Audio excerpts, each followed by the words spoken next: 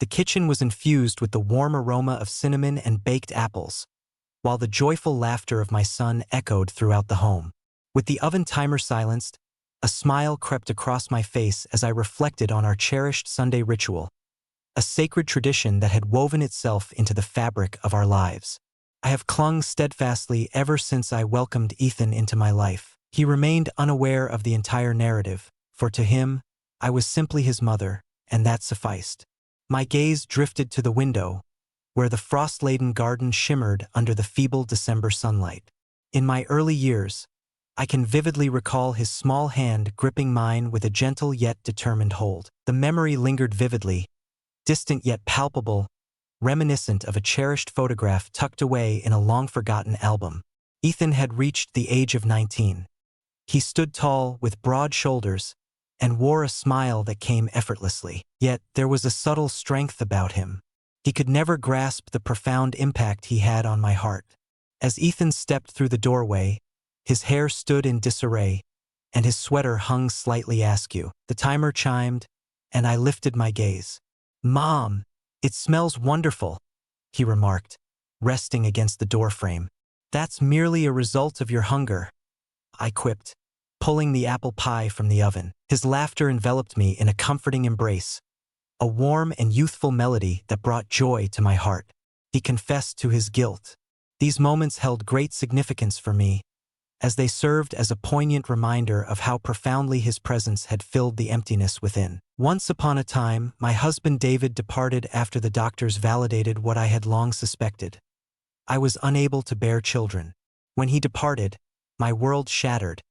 Yet while David perceived a conclusion, I recognized an opportunity for renewal. Ethan was the glue that mended my shattered heart. As we sat down to enjoy our meal, his phone began to ring, yet he remained completely oblivious to its persistent chime. His thoughts were solely consumed by me. "Do you have any plans for today?" I inquired. He mentioned he was engrossed in a project, running his fingers through his hair, and then perhaps a run would follow. "What about you?" I shrugged, as I often do, contemplating a cleanup of the attic. Assistance would be appreciated. He presented it. I averted my gaze. "I understand. Everything revolves around school." The attic was a place I longed to claim as my own. I found myself unprepared to unveil the memories nestled within the dusty boxes.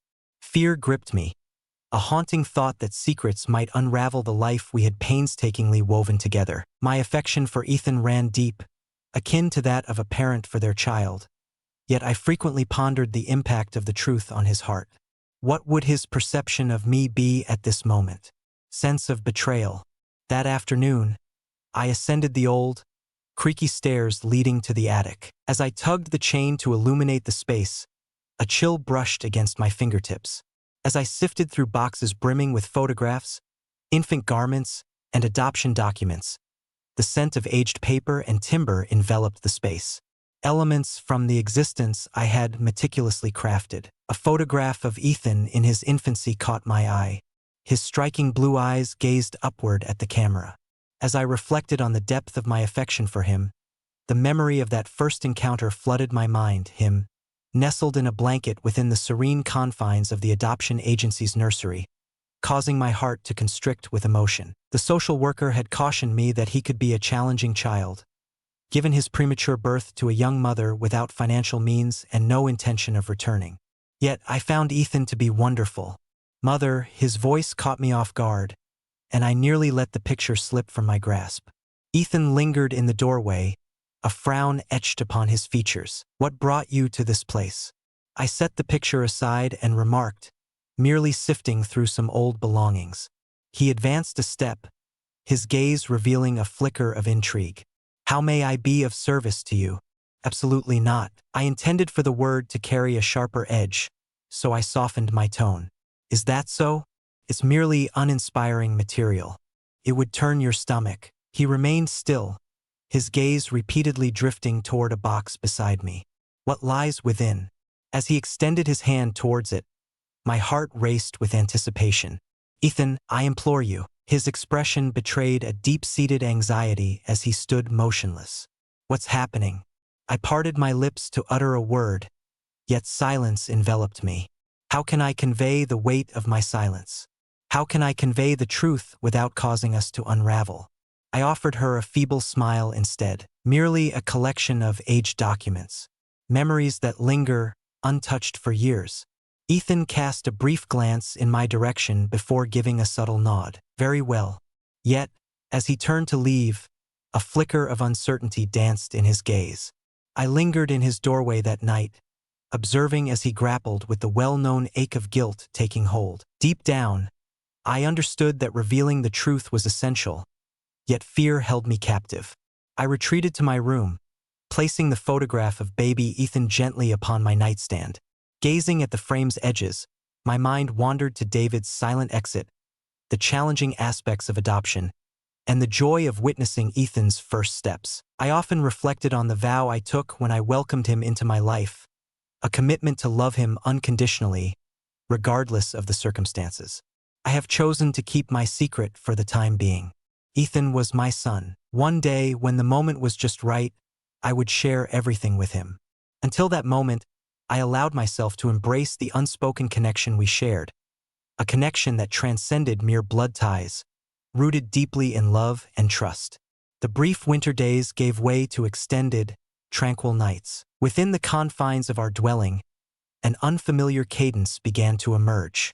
We indulged in films, experimented with new culinary creations, and shared laughter, all of which infused our surroundings with a comforting warmth. The sight of him now was impossible to overlook. The way his jaw tightened when he focused, the way his smile lit up his eyes. A mother ought not to dwell on such matters constantly. Yet, they lingered in my thoughts like persistent thorns, refusing to fade into oblivion. How about we indulge in a cozy movie night? On a quiet evening, Ethan's voice echoed from the living room. I snatched a blanket from the hall closet and declared, "Only if I get to choose." He emitted a resonant grunt. "All right, but if it turns out to be yet another tedious drama, I'll whip up some popcorn to keep myself entertained." He collapsed beside me as I chuckled and nestled into the couch. It is essential to explore a wider array of flavors. For an experience to be enjoyable, it need not escalate dramatically. I jested at their expense. He regarded me with a smile that spoke volumes. Explosions elevate everything to a new level of excitement. As the film began, a serene hush enveloped the audience. The gentle illumination of the screen cast a warm hue upon his face.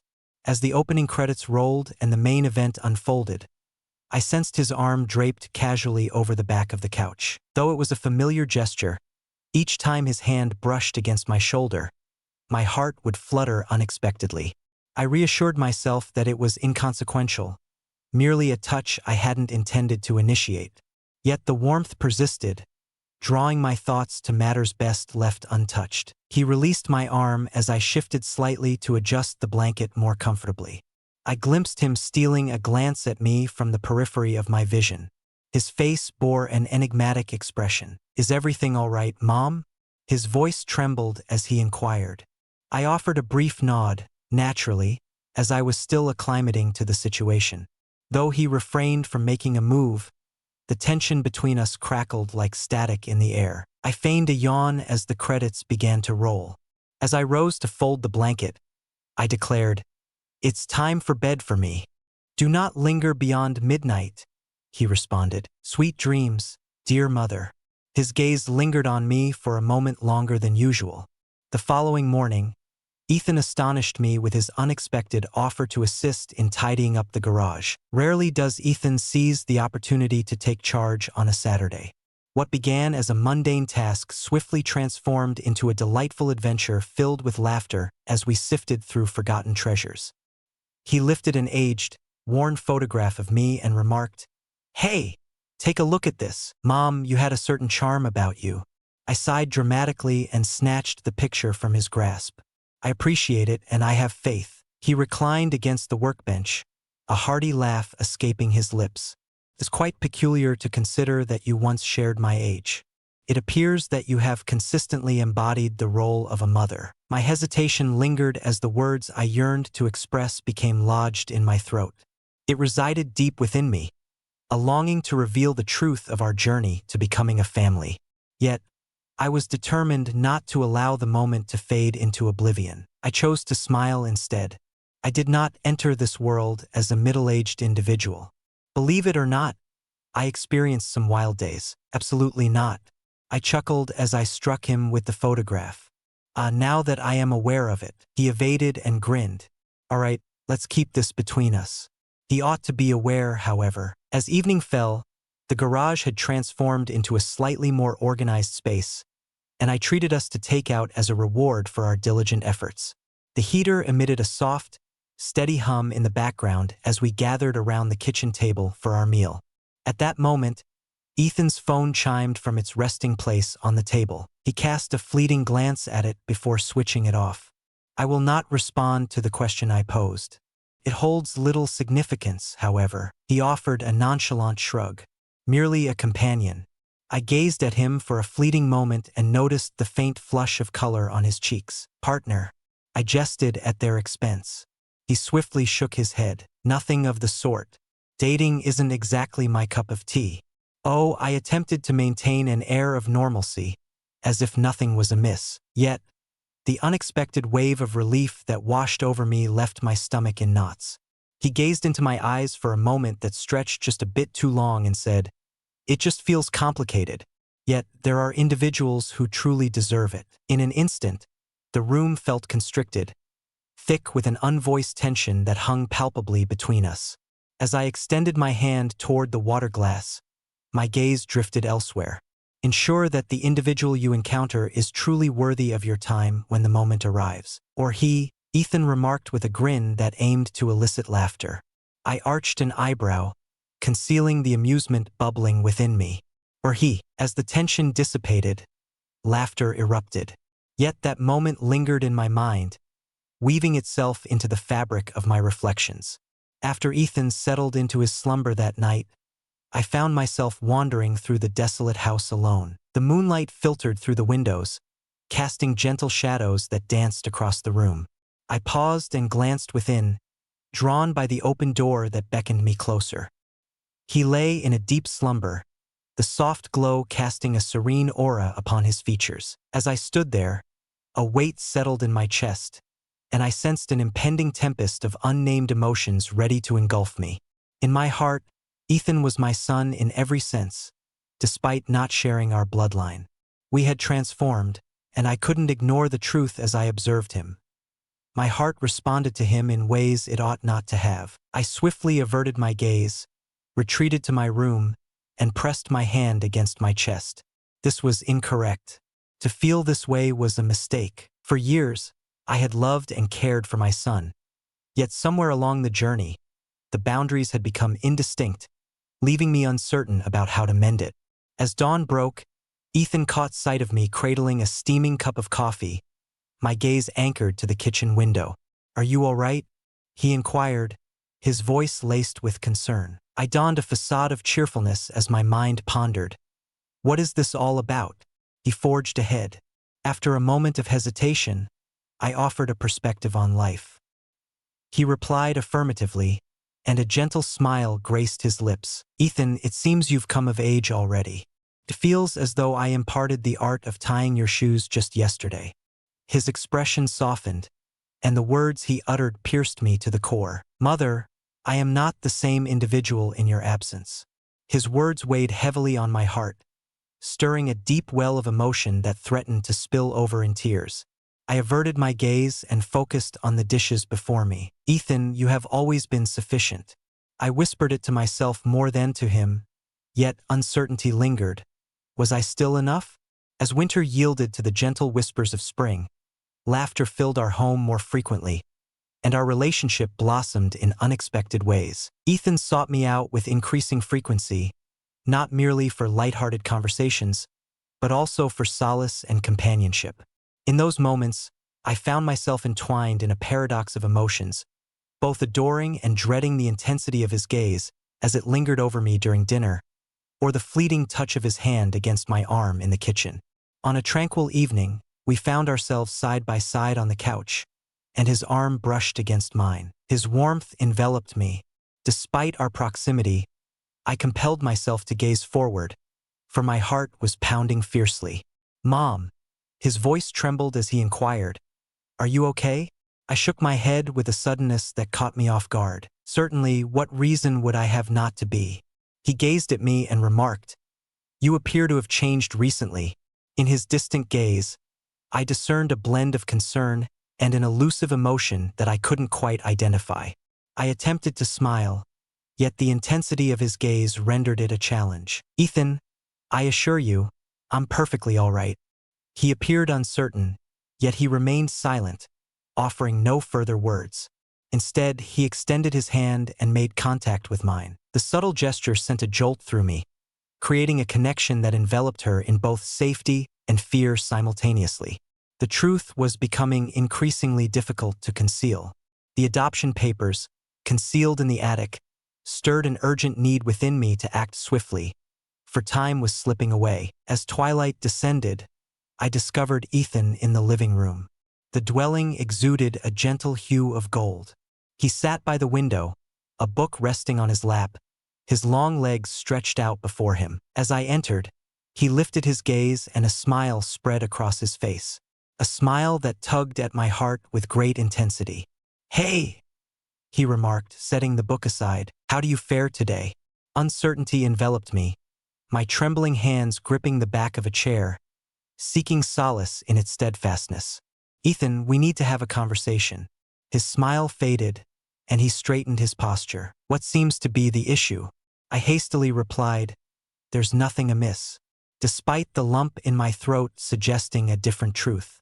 "I have something I wish to share with you. I ought to have shared this with you much earlier." His brow furrowed, and he leaned in, intent on giving me his undivided attention. "All right, what is it?" I inhaled softly, the weight of the words pressing down on my chest. "You have found a new home." A profound silence enveloped the scene. Initially, his expression remained unchanged. It seemed as though the words had yet to penetrate his consciousness. Gradually, his eyes widened, and his mouth parted slightly. Softly spoken, his voice barely rose above a whisper as he repeated the words. I acquiesced, though tears brimmed in my eyes. "Ethan, you have always held the title of my son. From the moment I embraced you, you became a part of me. However, I did not bring you into this world." His expression was one of utter shock and disbelief as he gazed at me. Why did you keep it from me?" I confessed my fear, my voice trembling as I spoke. "I never intended for you to feel that you weren't good enough. I didn't want you to experience that. Perhaps it's time to pause. In every significant aspect, you are my son." My heart shattered as he turned his back, his jaw clenched in silent turmoil. I settled beside him and extended my hand for a shake, yet he remained unresponsive. "Ethan," I murmured with such delicacy that my words barely reached your ears. "Speak your mind." It was a startling sight to witness the glistening tears lingering in his eyes as he turned back to face me. With tears welling in his eyes, he whispered, "You're the only mom I've ever known. It remains unchanged." A wave of relief washed over me as I exhaled, my breath unsteady. He then remarked, "Yet, it does shed light on certain matters." My heart raced with urgency. "Could you clarify what you mean?" He paused to reflect. Then his gaze captured mine. "The emotions I hold for you in this moment. It lacks the essence it once had." We hesitated to voice our emotions, yet the atmosphere surrounding us grew thick with unspoken words. My hands trembled in my lap as I swallowed with difficulty. "Hello, Ethan, you are my child." He replied swiftly, "I know." His voice ascended. "I cherish you as well, but my feelings extend beyond that of a son. That is not the way I have ever loved you." "No, not quite." I called out to Ethan, but my voice faltered. "This is simply not acceptable." He gazed into my eyes and murmured, "Perhaps it is, yet I cannot alter how I feel." My chest swelled, and a tempest of emotions was poised to engulf me. "That isn't quite what you intend to convey," he declared, his gaze unwavering as it remained locked on her. "I sense that you share this feeling as well." I averted my gaze, unable to meet his eyes. The truth lay bare, too perilous and unrefined to be unveiled. "Ethan, I know this may be difficult to grasp, but the complexity of a situation does not diminish its reality. he murmured, his voice dropping to a whisper. Mom, I believe I may never experience these feelings for anyone else again. His words shattered my heart, and tears streamed down my cheeks. Ethan, my affection for you surpasses what words can convey. Yet, he extended his hand and made contact with mine, a gentle yet resolute gesture. We shall navigate this journey side by side. I lowered my head, allowing the tears to cascade down my cheeks. I repeated it time and again. You are my son. As though that could truly banish the emotions. You mean the world to me. He spoke softly. I recall the moments spent in stillness, enveloped by an absence of activity in our surroundings. Uncertainty loomed over us, casting shadows on the path ahead, leaving me to wonder how we might navigate our way out of the difficult situation we found ourselves in. Yet, as I gazed into his eyes, I beheld the love and yearning that had been quietly accumulating between us for weeks. For the first time, I allowed myself to ponder whether love, despite its challenges, could truly be sufficient. The subsequent days unfolded with an almost flawless grace. In the course of our shared moments, we experienced a myriad of emotions that eluded our complete comprehension. A nuanced yet unmistakable shift occurred in Ethan's demeanor. What once appeared insignificant began to carry greater weight. He lingered in the kitchen after breakfast, his fingers brushing against mine as he reached for a plate, his gaze lingering on me just a moment longer. He began to shower me with compliments more frequently. Initially, their words didn't carry a hint of malice as they praised my cooking and complimented my home. Yet, there was a newfound richness in his voice that sent a flush to my cheeks. Before my eyes caught sight of him, I sensed his presence one morning while I savored my coffee by the window. He stepped back, and his warmth enveloped the space that lay between us.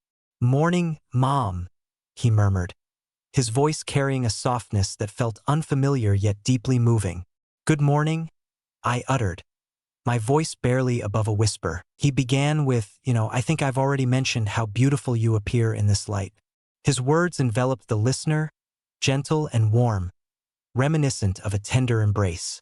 I remained motionless, at a loss for words. My heart races, a whirlwind of surprise and gratitude intertwining within me. As I pivoted to confront him, I sought a glimmer of amusement in his expression. Yet all that greeted me were his earnest, unwavering eyes. I began to speak, "Ethan," but he interrupted me with a gentle smile. He stated, "I mean it. Mother, you radiate beauty." His words lingered in my mind long after he had dashed away in the morning light. It had been years since I encountered such a conversation. Ever since David departed, it felt as though Ethan could no longer perceive me as anything beyond a mother, merely a figure of beauty and significance in her own right. A wave of fear washed over me when the realization struck. It awakened a sensation within me that had long been dormant, a yearning to distinguish myself. That evening, Ethan stepped through the door, holding a bouquet of my favorite flowers, lilies. As he handed them to me, I found myself blinking in astonishment. His smile blended pride with a hint of shyness. "What compels you to take this action?" Cradling the flowers against my heart, I inquired without any particular motive. Though his words carried a simplicity, the warmth in his eyes revealed a depth that was anything but ordinary. As I arranged the flowers in the vase, my thoughts swirled with emotions I wasn't prepared to confront. As Ethan leaned against the counter, a slight tremor began to dance through my hands. His gaze pierced through me with such intensity that it left my cheeks flushed. He spoke in a calm, gentle tone. "You deserve to be cherished. I truly appreciate all that you do for me. It would be wise to enlist someone to assist you with a task." His words enveloped me in a soothing embrace, sweet and comforting like honey, as tears began to gather at the corners of my eyes. I expressed my gratitude, though my voice barely reached him as I averted my gaze. I informed him that it lacked kindness as I moved in closer. It is indeed the truth. The events that unfolded in the following days only deepened his affection. Initially, Ethan assisted me with tasks I had always managed on my own. He attended to the garage door that creaked, cleared the gutters, and brought in the groceries, despite their lightness, despite the absence of any request. Many more of his touches occurred as well.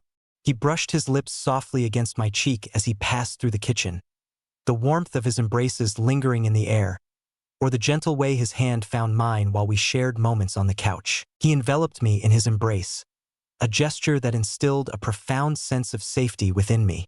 I found it impossible to conceal the comfort his presence brought me, or the warmth that enveloped me in his company.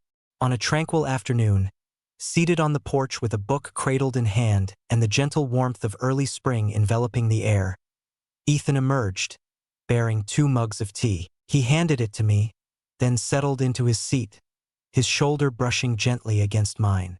"Are you engrossed in a captivating read?"